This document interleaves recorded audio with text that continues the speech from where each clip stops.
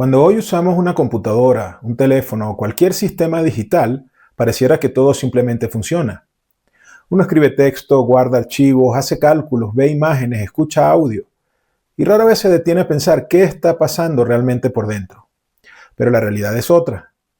La computadora no entiende números, letras, imágenes o símbolos como los entendemos nosotros. Lo que realmente maneja son formas de representación.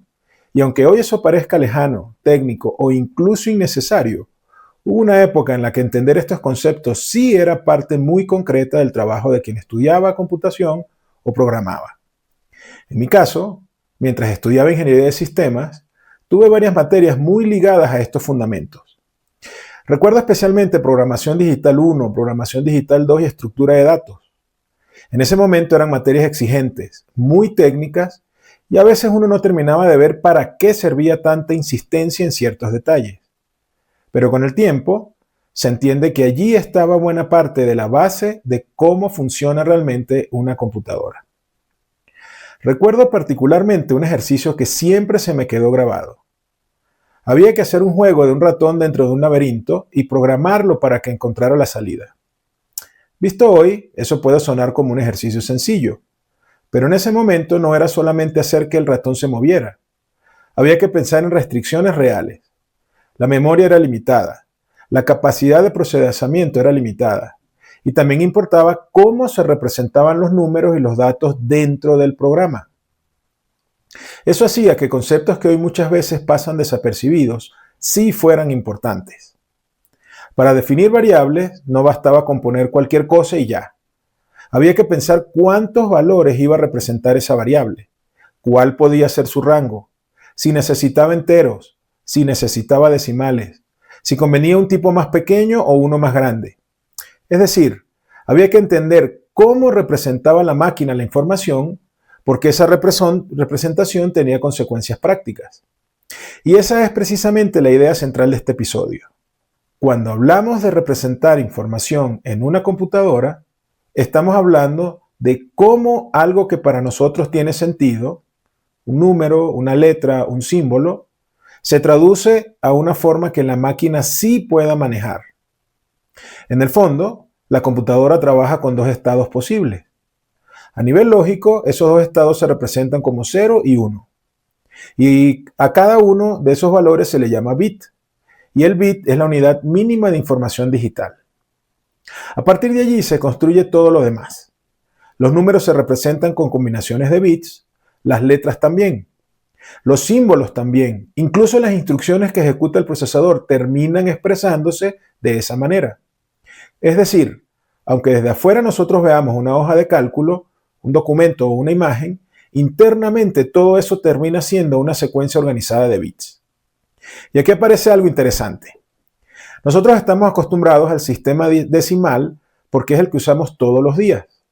Pero la computadora trabaja de forma natural con el sistema binario, porque internamente maneja dos estados. Por eso en computación es necesario entender al menos 3 sistemas de numeración: el decimal, el binario y el hexadecimal. El decimal es el que usamos normalmente. El binario usa solamente 0 y 1. Y el hexadecimal se usa como una forma más compacta de representar números binarios largos. Eso no es un capricho, es una solución práctica.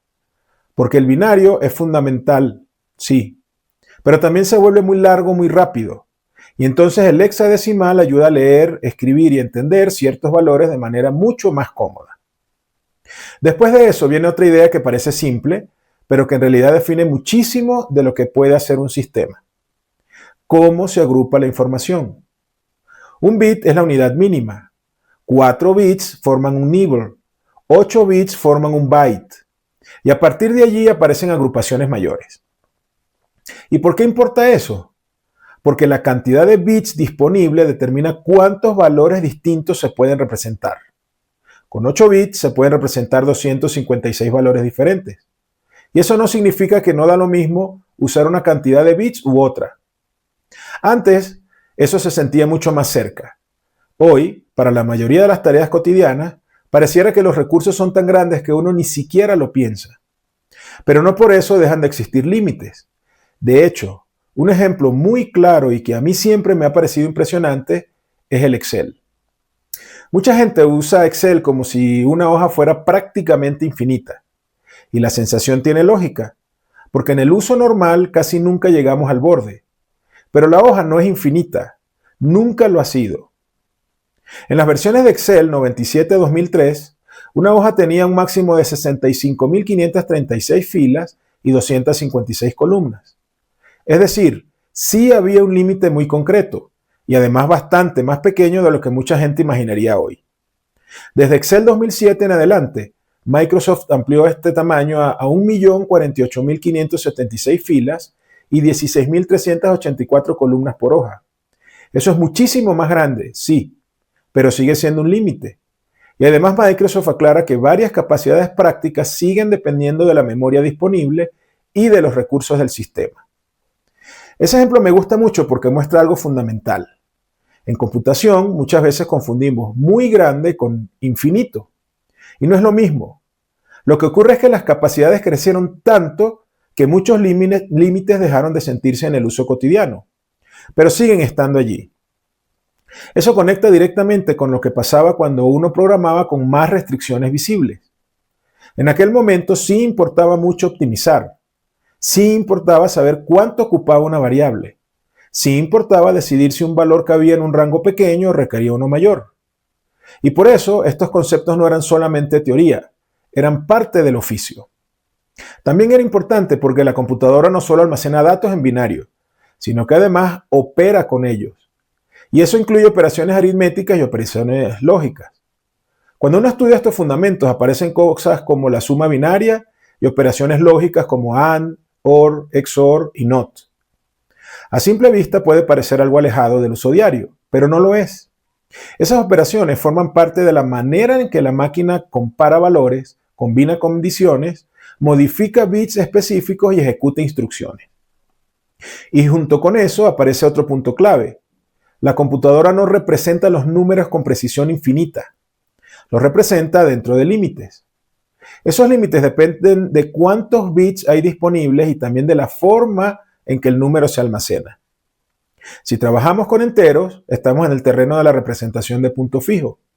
Si trabajamos con valores reales o con números muy grandes o muy pequeños, aparece el punto flotante. Y aquí vuelve a conectar muy bien con aquella experiencia de estudiar y programar bajo restricciones. Porque no bastaba con pensar en la lógica del problema. Había que pensar también en la representación. ¿Cuánto ocupa este valor? ¿Qué rango necesita? Si puede desbordarse. Si necesito exactitud o necesito rango. Si estoy usando más memoria de la necesaria. Hoy, en muchas aplicaciones normales, estas preguntas no están tan presentes porque las capacidades modernas hacen que no choquemos tan fácilmente contra esos límites. Pero eso no significa que los límites hayan desaparecido. Significa que están más lejos del uso cotidiano. Y justamente por eso vale la pena entenderlos, porque ayudan a comprender por qué los sistemas se comportan como se comportan. Lo mismo pasa con el texto. La computadora no guarda letras como nosotros vemos una A, una B o una C.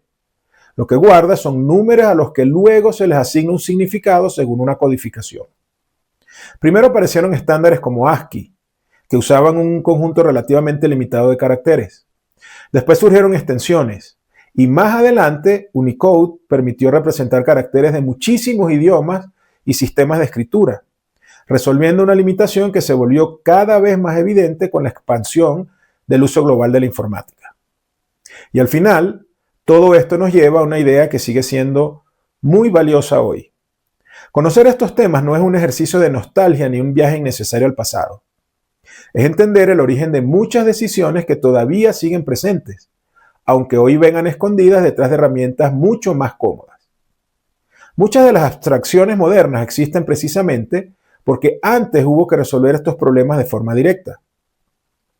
Hoy usamos lenguajes, plataformas y aplicaciones que nos ahorran muchísima complejidad. Y eso está bien, pero entender qué hay debajo permite ver con más claridad cómo funciona realmente un sistema. En mi caso, aquellas materias y aquellos ejercicios quedaron en la memoria no porque uno estuviera todos los días convirtiendo números binarios manualmente, sino porque obligaban a pensar como piensa la máquina. Y ese cambio de perspectiva sigue siendo valioso, porque deja de verse la computadora como una caja mágica y empieza a entenderse como un sistema que representa, organiza y procesa información bajo reglas muy concretas. Así que cuando hablamos de números, binario y codificación, en realidad no estamos hablando de un detalle técnico aislado. Estamos hablando del lenguaje base sobre el que se construye todo lo demás. Y aunque hoy muchas de esas limitaciones ya no se sientan tan cerca como antes, siguen siendo parte del fundamento de la computación moderna.